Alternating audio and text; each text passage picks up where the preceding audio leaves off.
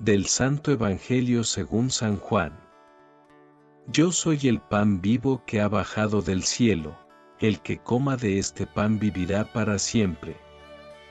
Y el pan que yo les voy a dar, es mi carne, para que el mundo tenga vida.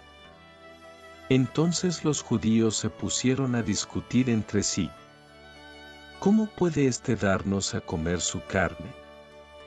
Jesús les dijo: Yo les aseguro, si no comen la carne del Hijo del Hombre, y no beben su sangre, no podrán tener vida en ustedes. El que come mi carne, y bebe mi sangre, tiene vida eterna y yo lo resucitaré el último día. Mi carne es verdadera comida y mi sangre es verdadera bebida. El que come mi carne y bebe mi sangre, permanece en mí, y yo en él. Como el Padre, que me ha enviado, posee la vida y yo vivo por él, así también el que me come vivirá por mí. Este es el pan que ha bajado del cielo, no es como el maná que comieron sus padres, pues murieron. El que come de este pan, vivirá para siempre. Palabra del Señor.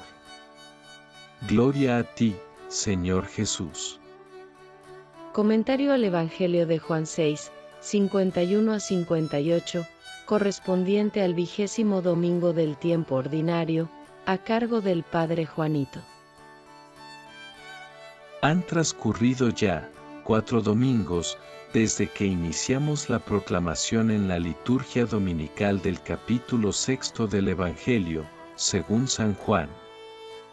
Nuestras audio lectio divina se han visto favorecidas con una minuciosa contemplación acerca del misterio de la Eucaristía.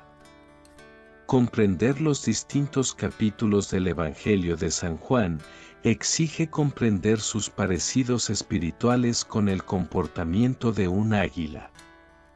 San Juan trasciende muy alto porque vuela con las alas del amor y sobrevuela por encima del fango del pecado, gracias a la oración y a su distintivo, como el virginal apóstol del amor. En estas homilías dominicales, hemos visto pasar los 3 grandes grupos que compondrán la Iglesia militante hasta el regreso de Cristo en gloria. A. Los que conocen el amor de Dios. Son la cara de una Iglesia viva. Son el cumplimiento de una promesa que permanece, por su participación en el carácter divino de su fundador, y por la firmeza indestructible que le otorga el Salvador. B. Los que no conocen el amor de Dios. El evangelista nos lo señaló detenidamente en la lectura del domingo antepasado, Juan 6, 24 a 35. Muchos estudiosos de teología bíblica los describen como si fueran el mismo primer grupo que empieza a bajar la guardia y a ceder en su progresivo crecimiento en las virtudes. Pero quienes hemos crecido desde nuestra más pequeña adolescencia en la escuela de Elías en su segundo regreso, nos damos cuenta de que no son el mismo grupo. El primer grupo sabe perfectamente qué es lo que quiere de Jesús, y Jesús los defiende en su rectitud de intención, al cambiar repentinamente su agenda, para dedicarse a atenderlos, porque comprende que lo andan buscando, no para pedirle pan de esta tierra, sino porque tienen hambre y sed de Dios, y porque a pesar de tener lugares de culto en sus propios pueblos, andan como ovejas sin pastor o como perritos sin amo. Este segundo grupo es totalmente diferente al primero, porque es un grupo que tiene el instinto religioso de todo ser humano, pero no conoce el amor del verdadero Dios, y por eso lo confunde con lo que no es Dios. Este segundo grupo no reconoce a Jesús como Dios.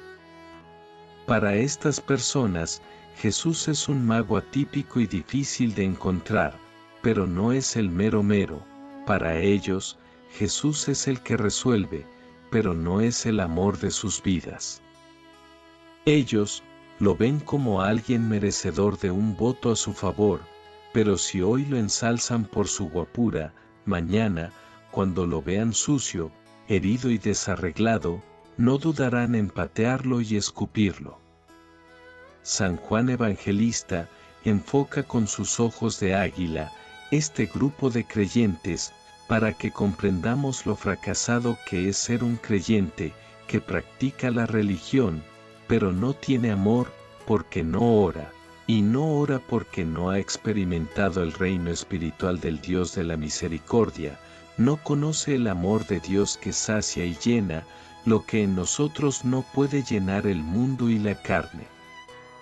Decíamos que este segundo grupo de personas son la gran preocupación del Dios del amor y el gran antojo de los demonios. Elías, en su segunda venida, nos enseñó que de estos creyentes, muchos caen en el infierno porque no hay quien ore por ellos. Pero que una iglesia misionera y santa podría ser para este grupo de creyentes la última tabla de salvación y la única esperanza de ser algún día parte del número de los salvados. C. Los réprobos o los impenitentes. Los evangelistas los definen como los que por su propia y libre voluntad pecaron contra el Espíritu Santo. La gran característica de este grupo es su total oposición a Dios. Nunca hubiéramos podido identificarlos como grupo mayoritario si no hubiera sido, porque durante estos últimos 43 años de la Iglesia, y especialmente desde la pandemia, Elías en su segunda venida los ha identificado, no como una realidad individual y esporádica, sino como un grupo cada vez más institucionalizado al interior de las religiones. El Espíritu Santo nos ha dedicado estos 2 últimos domingos a presentarnos sus obstinadas y vehementes discusiones con Jesús, no para buscar el esclarecimiento de dudas, sino para luchar por su vano intento de construir pruebas que les permitan conspirar contra Cristo y su Iglesia. Jesús en los Evangelios habla de este tercer grupo de personas, diciendo de ellos que en el hoy de la Iglesia militante tendrán su hora, identificada como la hora de las tinieblas, y que arremeterán contra la roca de Pedro y la Iglesia apoyada sobre él, pero también afirma que ya es una decisión irrevocable de Dios que dichas fuerzas malignas no prevalezcan. Si miramos el hoy de la Iglesia militante, las lecturas de estos 2 últimos domingos nos muestran este tercer grupo como un grupo que cada vez se consolida más en el interior de la Iglesia, de manera tal, que si hablamos de la cada vez más creciente existencia de una delincuencia organizada al interior de la comunidad internacional, también hemos de hablar de una cada vez más creciente organización del misterio de la iniquidad organizado e institucionalizado en el interior de la Iglesia. Y aunque su progreso se ve totalmente facilitado por su incontrovertible amistad con los enemigos de la salvación eterna, que son el mundo, el demonio y la carne, también es cierto que no podemos dejar de afirmar que la Iglesia Católica atraviesa por los momentos más hermosos de toda su historia, desde su fundación. El momento actual de la Iglesia solo puede ser comprendido si se le compara con los tiempos de paz y armonía que presidieron a la muerte de San Esteban. No podría ser para menos, porque si gracias al precursor de Cristo, podemos afirmar que el antiguo pueblo de Israel alcanzó su mayor esplendor espiritual y la máxima santidad para el año 29 después de Cristo, y eso gracias a San Juan Bautista y sus discípulos, no obstante que en la oficialidad religiosa de ese momento, religiosidad encabezada y coordinada por las autoridades del templo, pareciera todo lo contrario.